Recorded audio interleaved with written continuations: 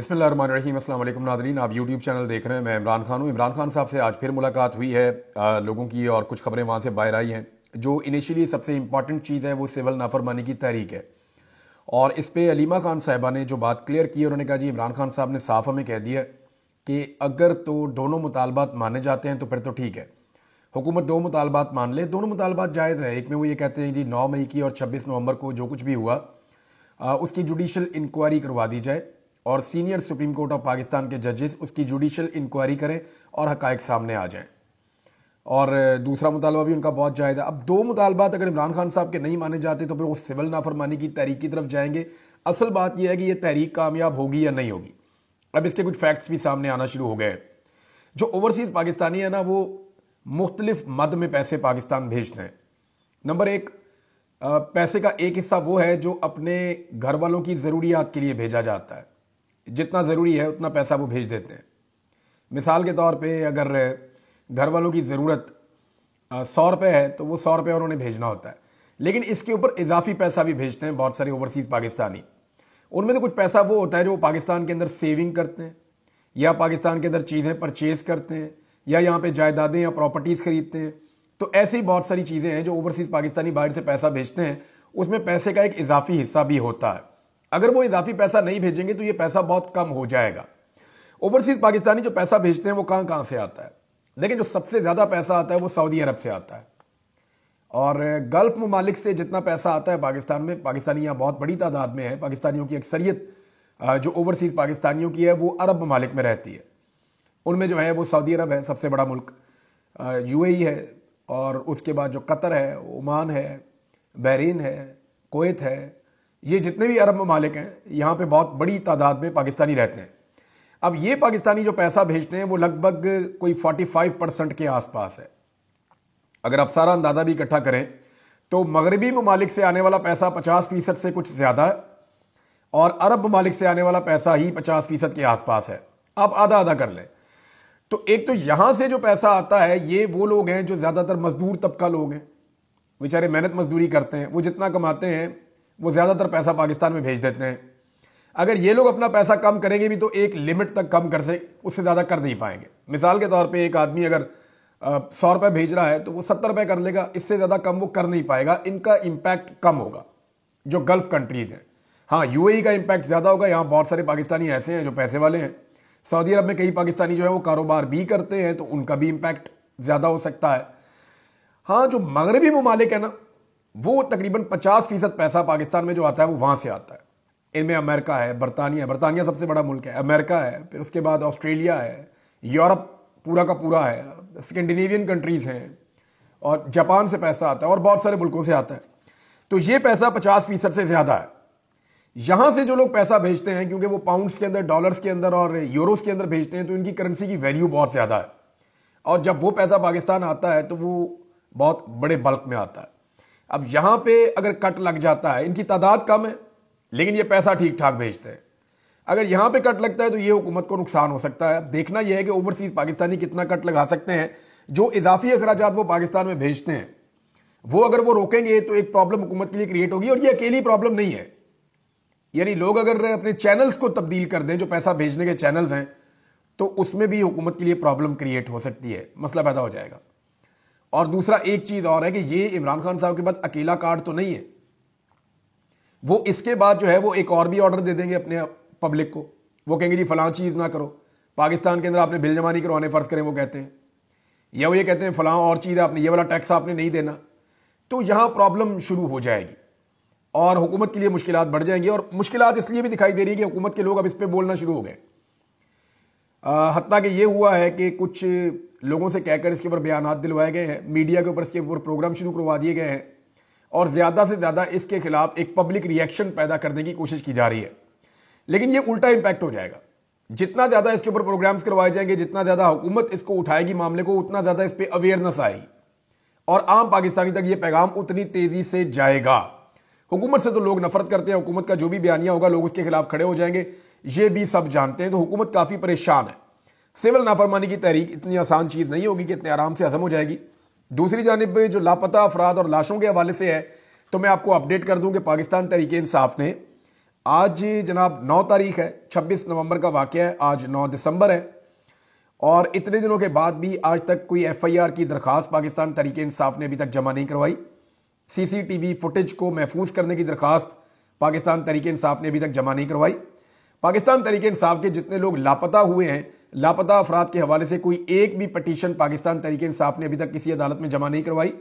कोई एक कानूनी रास्ता अभी तक पाकिस्तान तहरीक इंसाफ ने इख्तियार नहीं किया। हालांकि बहुत सारे लोग रब्ता करके कह रहे हैं हम करेंगे, लेकिन कर नहीं रहे। और जो पॉलिटिकल कमेटी से मुझे इंफॉर्मेशन मिली है, मैंने 4-5 लोगों से बात की तो उन्होंने मुझे ऑफ द रिकॉर्ड बताया, उन्होंने कहा जी हम अपनी क़यादत से जब बात करते हैं इस बारे में, उन्हें जब बार बार ये पूछते हैं कि आप ये क्यों नहीं कर रहे, तो वो ये हमें जवाब देते हैं कि कर लेते हैं, देख लेते हैं, लेकिन उनके एटीट्यूड से हमें ऐसा लगता है कि वो ये करने में विलिंग नहीं है।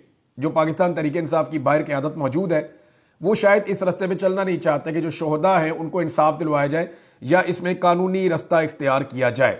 अब जो चेयरमैन है बैरिस्टर गौहर, उन्होंने एक स्टेटमेंट दिया, ये बहुत इंपॉर्टेंट है। उन्होंने ये कहा कि डी चौक से लापता 200 अफराद की फहरिस्त हमारी तैयार हो गई है, जबकि उमर अयूब साहब ने यह कहा कि 200 अफराद से ज़्यादा हैं। लेकिन पहला जो स्टेटमेंट आया था वो सैकड़ों लोगों का था, लेकिन उसके बाद फिर शेर अफजल मरवत साहब ने कहा कि 107 के करीब लोग कन्फर्म हो चुके हैं। फिर बाद में बताया गया 140 के करीब लोग जो है वो कन्फर्म हो चुके हैं, वो लापता, उनका कोई पता नहीं चल रहा। फिर पता चलता है कि इनकी तादाद बढ़ते बढ़ते अब बैरिस्टर गौर कह रही है कि जैसे जैसे तहकीकात कर रहे हैं हम, अब ये 200 के करीब है। उमर अयूब 200 से ज़्यादा का क्लेम कर रहे हैं। उन्होंने कहा ये रिपोर्ट हम इमरान खान को देंगे। मीडिया नुमाइंदों से बात करते हुए बैरिस्टर गौर ने कहा कि पीटीआई ने डी चौक एहतजाज के दौरान 200 मिसिंग पर्सनस की फहरिस्त तैयार कर ली है, जिस पर पीटीआई अपना काम कर रही है। ये मामला हर फोरम पर हम उठाएंगे और इसकी रिपोर्ट इमरान खान साहब को देंगे। अच्छा, ये अब बैरिस्टर गौर साहब ने बहुत क्लियरली बता दिया 200 अफराद का, लेकिन इनके नाम अभी तक सामने नहीं आए, ना इनके इलाकों के नाम, ना इनकी वाबस्तगी, इनके नाम क्या है, वल्दियत क्या है, एड्रेस क्या है, कौमियत क्या है और ये किस तरह अगवा हुआ, किसके काफिले के साथ आया, ये तफसीलात सारी आनी चाहिए।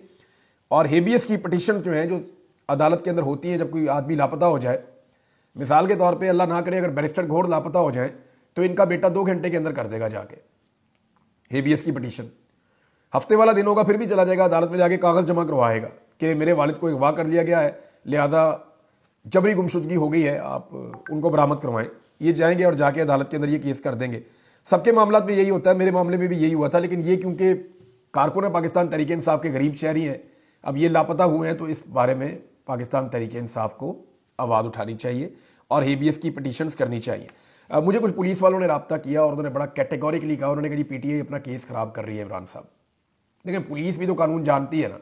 मैं वकला से बात करता हूँ, मेरी अदर सिद्दीक साहब से बात हुई, जो हमारे कोर्ट रिपोर्टर थे उनसे बात हुई, सिद्दीक जान से बात हुई, बाकी दोस्तों से बात हुई, फिर इस तरह कुछ और वकला हैं जिनका पॉलिटिक्स में इतना कोई नहीं है इंटरेस्ट, उनसे मेरी बात हुई। तो उन सबका ये कहना है कि पाकिस्तान तहरीक इंसाफ अपना केस ऐसा लगता है ख़राब कर रही है। अब पुलिस वाले मुझे ये कह रहे हैं कि ये क्यों नहीं कर रहे, अभी तक इनको एफआईआर की दरखास्त दे देनी चाहिए थी। और मैंने कहा जी आपने एफआईआर देनी नहीं। अब वो जो बेचारे पुलिस वाले हैं वो अपना नाम नहीं बताना चाहते, लेकिन वो ये कहते हैं कि इमरान भाई एफआईआर की दरखास्त कानूनी नुक्ता नज़र से आ जानी चाहिए, हम एफआईआर दें या ना दें, ये वहां पे आए और अपनी एफआईआर की एक दरखास्त दें और हमसे रसीद लेकर जाएं कि इन्होंने अपनी दरखास्त दे दी थी, इस तारीख को दे दी थी। ये जितना डिले करते जा रहे हैं, ये अपने केस को कानूनी नुक्ता नज़र से कमज़ोर करते चले जा रहे हैं। उसके बाद ये सवाल उठाया जाएगा कि मौका जो वारदात है, जिस जगह पे ये सब कुछ हुआ है, वो तो बिल्कुल साफ हो गया, उसको तो खुले हुए 2 हफ्ते हो गए, तो अब क्या तहकीकात होंगी। लिहाजा ये अपने केस को बहुत तेज़ी से ख़राब कर रहे हैं। ये इवन पुलिस वाले ऑफ द रिकॉर्ड अब ये कहना शुरू हो गए हैं। एक और चीज़ है नाज़रीन, आदिल बज़ई, इसके बारे में जो है वो नवाज शरीफ साहब ने कोशिश की इसको डी सीट कर दिया जाए, क्योंकि आदिल बज़ई के मुताबिक वो जीता था इमरान खान साहब के वोट लेकर, उसको ज़बरदस्ती शामिल कर दिया गया PMLN के अंदर। इन्होंने कहा जी वोट डालो आईनी तरमीम के हक़ में, उसने नहीं डाला और फिर उसका घर भी तोड़ दिया, उसके प्लाजे भी तोड़ दिए, उसका सारा कारोबार तबाह कर दिया, उसकी हर चीज़ को बर्बाद कर दिया। लेकिन वो आदमी, वो ऐसा नरका बच्चा है, उसने कहा नहीं मैं नहीं करता हूँ, मैंने इमरान खान के नाम का वोट लिया है, मैं इसका सौदा नहीं करूँगा। और इसके पीछे आदिल बज़ई का जो वालिद है उसका बड़ा किरदार है। मुझे बहुत सारे लोगों ने बताया कि उसके वालिद ने ये कहा कि डट जाओ, कोई बात नहीं है, जितना नुकसान होगा अल्लाह ताला भर देगा बाद में, अल्लाह बड़ा मेहरबान है, पहले भी उसने दिया। बहरहाल हुआ यह कि आदिल बज़ई को सीट वापस मिल गई सुप्रीम कोर्ट ऑफ पाकिस्तान के ज़रिए से। जो फैसला किया था इलेक्शन कमीशन ऑफ पाकिस्तान ने उनको डी सीट करने का और वहाँ पर दोबारा इलेक्शन करवाना चाह रहे थे, वो फैसला मुअत्तल कर दिया सुप्रीम कोर्ट ऑफ पाकिस्तान ने और फिलहाल आदिल बदवी को उसकी सीट वापस मिल गई है। ये केस आगे फर्दर चलता रहेगा। फजलुर रहमान साहब का एक इशू चल रहा है हुकूमत के साथ नाजरीन, इस पे आने वाले दिनों में टॉक शोज होंगे, ज्यादा होंगे, बड़ी गर्मा गर्म बहस होगी, बहुत ज्यादा होगी। हुकूमत इसके ऊपर फोकस करेगी, बहुत ज्यादा करेगी। अपोजिशन भी इसके ऊपर फोकस करेगी, बहुत ज्यादा करेगी। सारे इसके अंदर अपने आप को एंगेज करेंगे। ये क्या है मैं आपको बता देता हूं। यह मामला 2019 में सेटल हो गया था, मदारस की रजिस्ट्रेशन वाला। अभी जानबूझकर इस गड़े मुर्दे को उखाड़ा गया कि कुछ ना कुछ ऐसा किया जाए कि 26 नवंबर को जो कुछ भी डी चौक में सानिया हुआ उससे तवज्जो हटाने के लिए एक नई एक्टिविटी पाकिस्तान में जनरेट की जाए। उस एक्टिविटी के लिए एक मरतबा फिर मौलाना फजलुर रहमान साहब की खिदमत हासिल की गई है, ऐसा लगता है। देखिए, फजलुर रहमान साहब के साथ एक ज्यादती भी हो रही है। फजलुर रहमान साहब को छेड़ा गया, फजलुर रहमान साहब फिर मैदान में आ गए हैं और हमेशा फजलुर रहमान साहब ने सिस्टम को रेस्क्यू किया। वो अपने गिले शिकवे करते रहते हैं, उनके गिले जायज हैं कि जब उनसे इतनी बड़ी कुर्बानी ली, उनसे इतना बड़ा रजीम चेंज करवाया, हर चीज में उन्हें शामिल किया, तो फिर उन्हें उतनी सीटें क्यों नहीं दी गई, उन्हें इक्तदार में उतना बड़ा हिस्सा क्यों नहीं दिया गया। उनका ये शिकवा जायज है, लेकिन फिर भी मौलाना फजलुर रहमान साहब सिस्टम के बेनिफिशरी हैं और सिस्टम में अपने आप को कंफर्टेबल फील करते हैं। स्टेटस को जो है, फजलुर रहमान साहब एक्चुअली खुद स्टेटस को हैं, वो उसको पसंद करते हैं। तो फजलुर रहमान साहब जो है उन्होंने इसके ऊपर अपनी सियासत शुरू की है दोबारा मदारिस के मामले पे, और बिला वजह एक ऐसा मामला जो सेटल्ड है उसको हुकूमत इसलिए छेड़ रही है ताकि जरा थोड़ी सी हिलजुल हो और 26 नवंबर में जो कुछ भी कत्लेआम हुआ उससे तवज्जो हटके इधर आ जाए। अब ये तवज्जो हटाने के अलावा कुछ नहीं है। हुकूमत अपने कुछ उलमा सामने लेकर आई है। मौलाना फजल रहीम साहब से मुलाकात की है वहाँ पे वज़ीर दाखिला ने, अशरफी साहब से वहाँ पे मस्जिद में, गालिबन वहीं पे गए थे मुलाकात करने के लिए। वो एक मुलाकात हुई है, कुछ और चीज़ें भी हो रही है मदारस के मामले पे, ये होगा वो होगा, कुछ भी नहीं है। ये बिल्कुल एक पैटी इशू है, एक टेबल पे बैठ के फौरन हल हो जाएगा। लेकिन इसके बहाने अब फजलुर रहमान साहब सख्त स्टेटमेंट्स दे रहे हैं। इस इशू को लेकर वो एक लॉन्ग मार्च प्लान कर रहे हैं। मुमकिन है कि एक लॉन्ग मार्च हो भी जाए। अब वो जो कारकुन आएंगे वो तो मजहबी और मिली जज्बे के साथ आएंगे ना, उनको तो आप ब्लेम नहीं कर सकते। लेकिन पीछे गेम क्या है किसी को पता नहीं है। ये जो कत्लेआम हुआ है डी चौक का, ये गले पड़ा हुआ है और पूरी दुनिया के अंदर इसकी आवाज उठ रही है। इस आवाज को दबाने के लिए हुकूमत एक नई चीज खड़ी कर रही है ताकि थोड़ी सी तवज्जो हटे और मामला किसी और तरफ चला जाए। नादरीन, एक और चीज हुई है, शहीद अरशद शरीफ साहब का केस है, सुप्रीम कोर्ट ऑफ पाकिस्तान में लगा। एक तो वो आईनी मसला नहीं है, आईनी बेंच के अंदर केस ये भी चला गया। अब हर वो चीज जो हुकूमत को परेशान करती है या एस्टेब्लिशमेंट के लिए किसी किस्म की परेशानी का बायस बन सकती है, वो सीधी जाती है आईनी बेंच के सामने। तो अरशद शरीफ शहीद साहब का केस भी वहां पे चला गया। अब उस केस के अंदर पता चला कि कीनिया जो है वो म्यूचुअल लीगल असिस्टेंस के डॉक्यूमेंट साइन करवाना चाहता है पाकिस्तान से, इन्होंने अभी तक किए ही नहीं हुए। तो अदालत जब इस बारे में इस्तफसार हुआ तो पता चला जी अब कल कर देंगे, तो फिर कीनिया के साथ मिलकर कोई ज्वाइंट काम आगे बढ़ेगा।